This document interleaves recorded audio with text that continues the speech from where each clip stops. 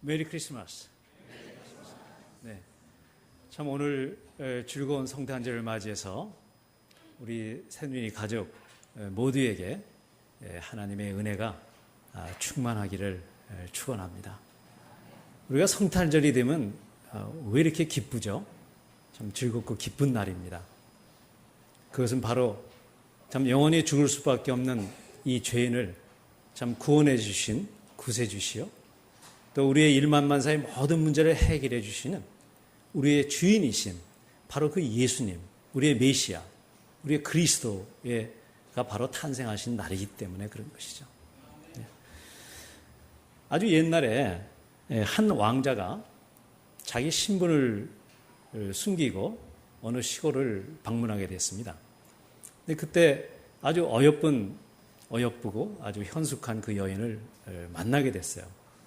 그래서 만나면 만날수록 그 여자로부터 풍기는 그 자태에 아주 매혹이 돼서 결국 그 왕자는 그 여자를 사랑하게 됐습니다.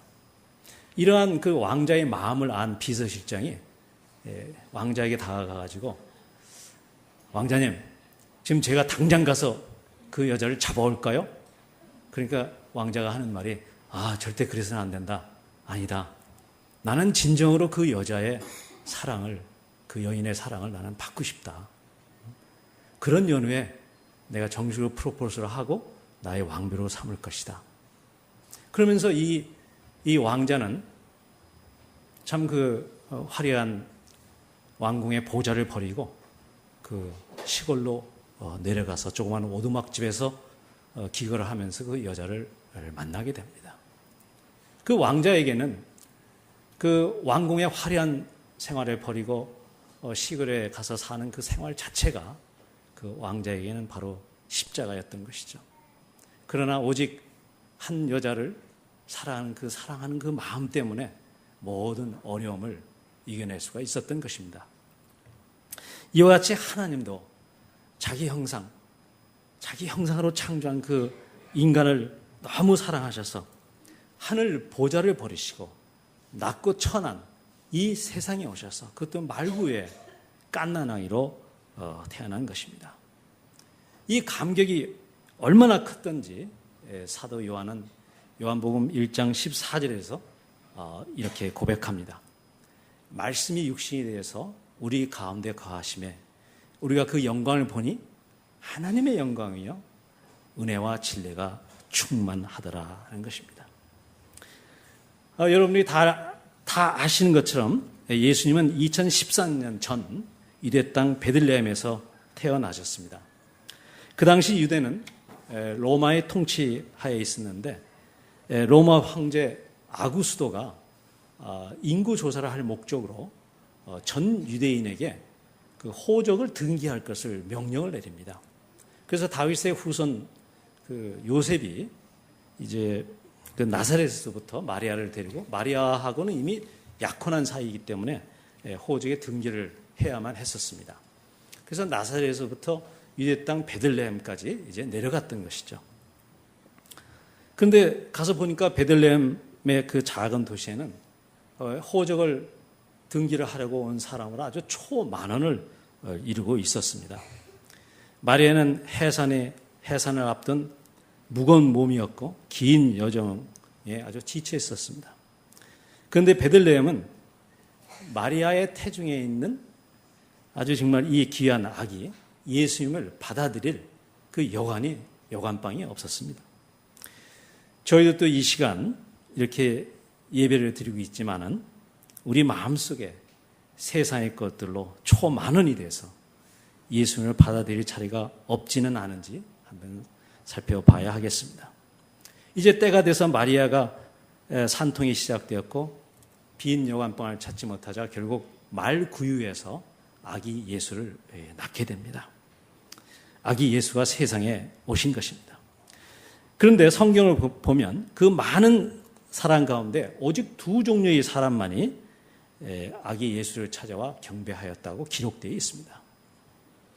그것은 오늘 여러분께서 읽으신 누가복음 2장에 베들레헴 들판에 있는 목자들이 아기 예수께 찾아와서 경배를 드렸고, 또 한 부류는 마태복음 2장에 나와 있는 동방박사들이었습니다.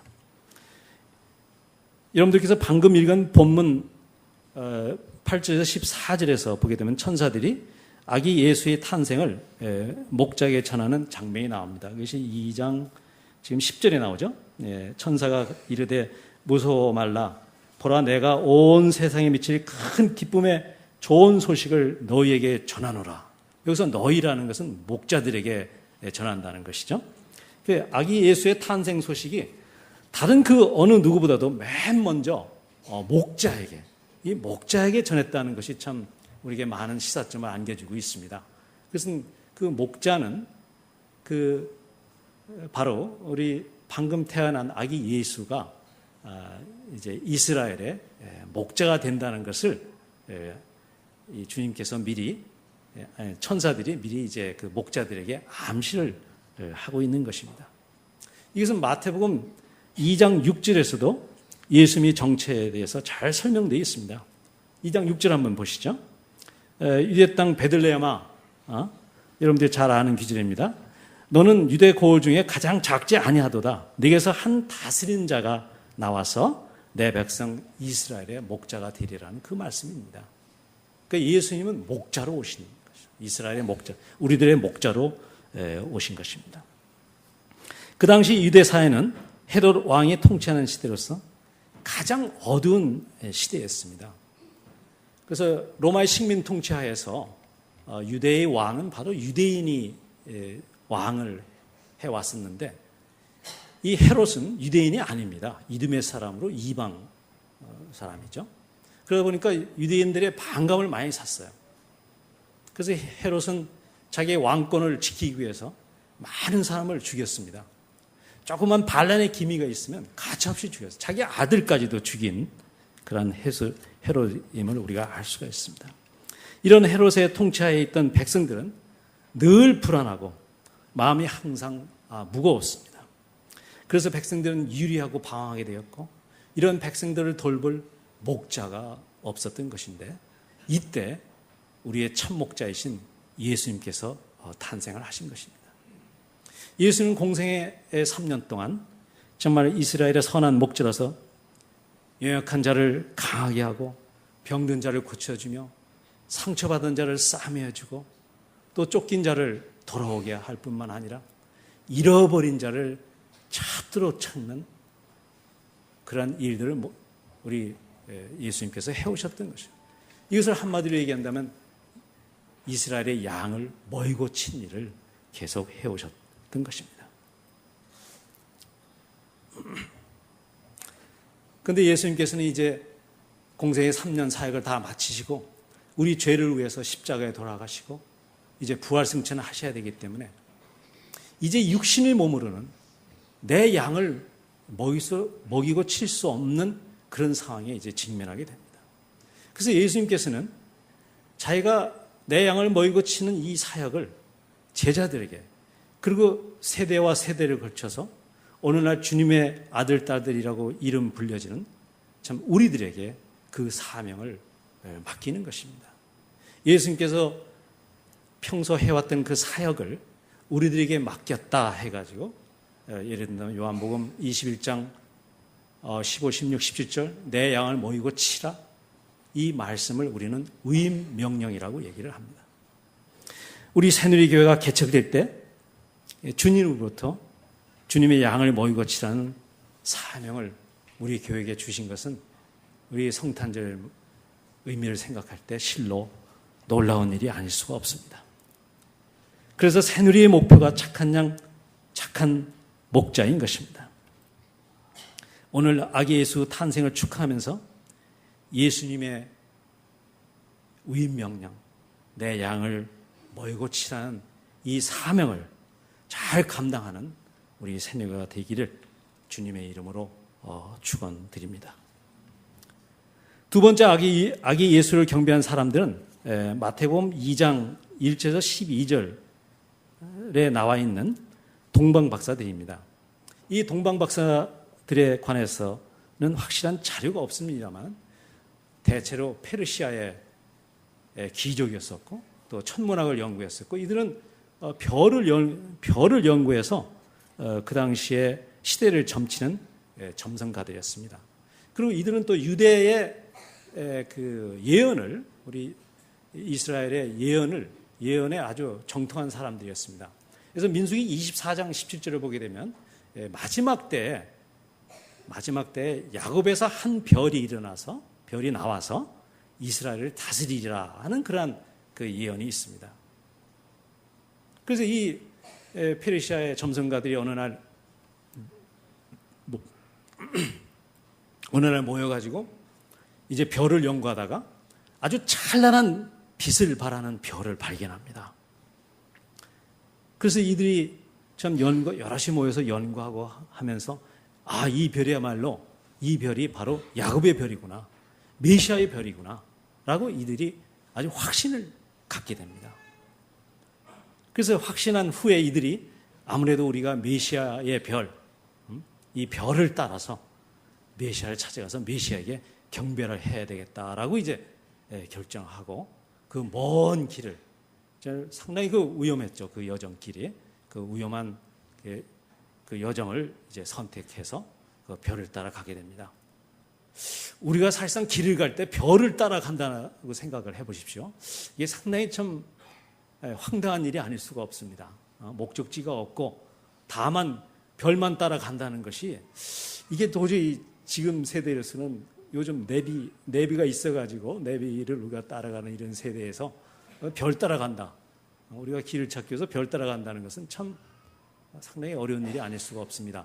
어떻게 가다 보면 산을 넘어야 될 수도 있고 강을 건너야 하기도 하고, 또 그러면서 이게 참으로 강도 위험과 또 광야의 위험, 사막의 위험, 또 날씨 기후의 위험, 참 곳곳에 이러한 위험적인 요소가 이제 등장하는 그러한 참 위험한 여행을 이제 떠나게 된 것이죠. 또 우리가 이제 이 별 따라갔을 때 보게 되면 별은 낮에는 별이 보이지 않습니다. 그러니까 아마 이분들이 낮에는 잠을 자고 어두운 밤에만 별을 따라가면서 밤에 이동하지 않았을까, 이런 생각을 해봤을 때 이 동방 박사들이 참 그 메시아의 별을 향한 그런 열정이 우리가 생각하는 그런 정도가 아니었구나, 정말 자기 목숨을 내건 그런 열정이었음을 우리가 알 수가 있습니다. 그러나 그들은 오직 그 별의 주인공인 메시아에게 경배를 해야 되겠다는 그런 일념으로 포기하지 않고 끝까지 별을 따라 오게 되었습니다. 우리는 이 성탄의 아침에 동방 박사들에게 있었던 의에 줄이고 목마른 메시아를 향한 그런 열정과 사랑을 꼭 이 성탄 아침에 저희들이 배우기를 소원합니다. 우리들도 구원받은 후에 처음에 신앙생활 할 때는 예수님과 허니문과 같은 그런 시간들이 있었습니다. 여러분들도 다 있었죠. 그렇죠? 그러나 시간이 지남에 따라서 나도 모르게 마음에 이끼가 끼고 또 마음밭에 화석과 같이 굳어져 가지고 주를 향한 사랑이 자꾸 식어져 버린 것이죠.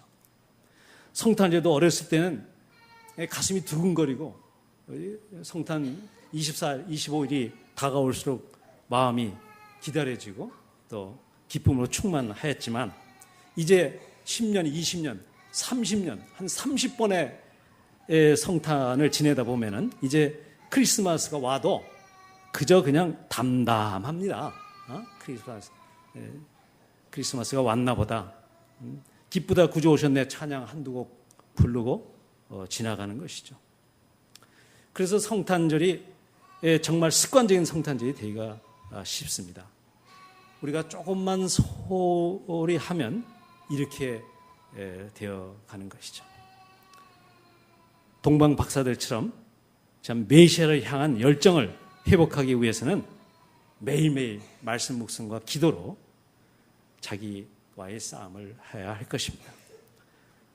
새누리 가족 여러분, 우리 모두 끊임없이 우리들이 마음의 이끼를 제거하고 날마다 말씀으로 굳어진 우리의 마음밭을, 딱딱해진 참 화석과 같이 딱딱해진 이 마음밭을 이 말씀으로 갈아엎어서